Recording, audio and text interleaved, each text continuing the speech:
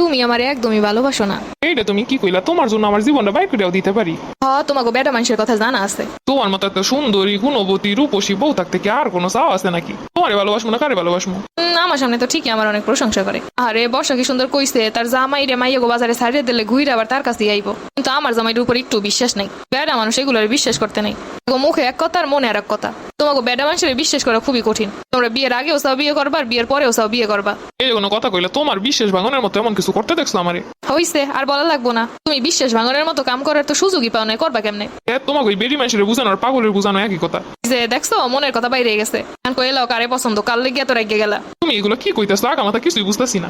Simple কথা এরকম রাগ হয়ে যাওয়ার তো কোনো কথাই নাই। অবশ্যই এর পিছনে কোনো একটা কারণ আছে, কেউ তো আছে। কইলাও কেডা আছে? আমি কিছু কমন একদম তোমার জীবন দিয়ে চলে যাবো, তুমি তার আইন নেলাবা, কোনো সমস্যা নাই। আচ্ছা এইসব পাগলামি তোমার মাথায় আয় কেমনে? উল্টা বলে চিন্তা ভাবনা। এখন তো আমার পাগল মনেই হইব। এখন বিভিন্ন নিউজে দেখি স্বামী আরেকজনের সাথে পরকীয়া কইরা বউরে পাগল বানায় পাগলা গারদে থুইয়া গেছে। তোমার অবস্থাও তো দেখতেছি সেই দিকে যাইতাছে। পাগল বানানো লাগবো না আমারে, তুমি আমারে কইয়া দাও যে কেউ আছে, আমি আর তোমার জীবনে ডিস্টার্ব হয়ে দাঁড়াবো না।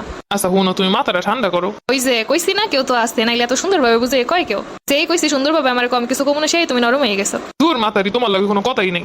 মাতারি কেটে এখন তো আমার মাতারি লাগবো। এখন তার মাইয়া নাই, জুয়ান নেই। আচ্ছা তুমি কি করলে তুমি বুঝবা? আমার সন্দেহ করবা না। এখন আবার প্রমাণ দিয়ে দেখাবা যে তুমি অনেক সাধু, তুলসী পাতা, তুমি কিছু জানোই না, বোঝোই না। আল্লাহ, এই বিচার আমি কার কাছে দিব? ভালো মানুষটার লাগে কেমন করতেছে হুদাই। আচ্ছা হুনো, তুমি থাও, তোমার এইসব চিন্তা ভাবনা নিয়ে আমার কাম আছে, আমি যাইতে হইব। আমি তো জানি এখন অনেক কাম থাকবো, কত কি থাকবো। বিয়ের প্রথম প্রথম কত সুন্দর কইতো, তোমার কথা দিয়া মুক্তা ঝরে, সারাক্ষণ মনে হয় তোমার কথাই শুনি। হয় এখন সেই মুক্তার বদলে পাথর ছুটতাছে। প্রথম সময়ের মতো যদি সুন্দরভাবে কথা কইতা তাহলে তার এরম নিত না। প্রথম প্রথম তো আন্নেও খুব ভালো আছিলেন। তখন বিছান দিয়া মাটিতে পাও দিল, আহারে ব্যথা পাবা। আর এখন সারাদিন খাইটা মলেও যায় আসে না। আচ্ছা তুমি কি কইতে চাও? কইতেছে এখন আমি পুরানো হয়ে গেছি, আমার আর তোমার ভালো লাগে না, নতুন কারে পাইছো এইটার কথা কও। তুমি যদি আমার কইতে আমি ডাকাতি করছি তাও বিশ্বাস করতাম। তুমি যদি কইতে আমি ঘুমের ঘরে এক জায়গায় চলে গেছিলাম তাও আমি বিশ্বাস করতাম। কিন্তু তৃতীয় কেউ আছে এইটা আমি বিশ্বাস করতে পারতাছি না। কোনো তোমার যদি ঝগড়া বাঁধানোর থাকে তুমি অন্য কিছু নিয়ে ঝগড়া করো, এই ব্যাপারটা নিয়ে ঝগড়া করো না, যেটা একদমই মিথ্যা কথা। যদি তৃতীয় পক্ষই না থাকে তাইলে তুমি আমার নিয়ে ঘুরতে যাও না কি লেগে 2 দিন পর পর? অবশ্যই তৃতীয় পক্ষ আছে দেখে তুমি আমার বাইরে নিয়ে যাও না। যদি হেদে খেলাই তাইলে তো বুঝবো তুমি তোমার বউরে অনেক ভালোবাসো। ঘুরতে যাইবো এর জন্য এই বাহানা তৈরি করছে। যদি বালাই বাসতা তাইলে 2 দিন পর পর এইটা সেটা কিনে দিতা, নতুন নতুন গিফট নিয়ে আইতা। অবশ্যই তৃতীয় পক্ষ আছে, তারে সবকিছু দাও, এর জন্য আমার কোনো আর গুরুত্ব নাই। তৃতীয় পক্ষর কথা এই মাত্র মনে পড়ছে। দেখছো সবসময় খোঁজাইতে থাকলে সত্যি কথা ঠিকই বাইরে আয়। এতক্ষণ কইছে কত সুন্দর কইরা কেউ নাই কিছু নাই, এতক্ষণ পরে খোঁজাইতে খোঁজাইতে সত্য কথা মাত্র বাইরে আইছে।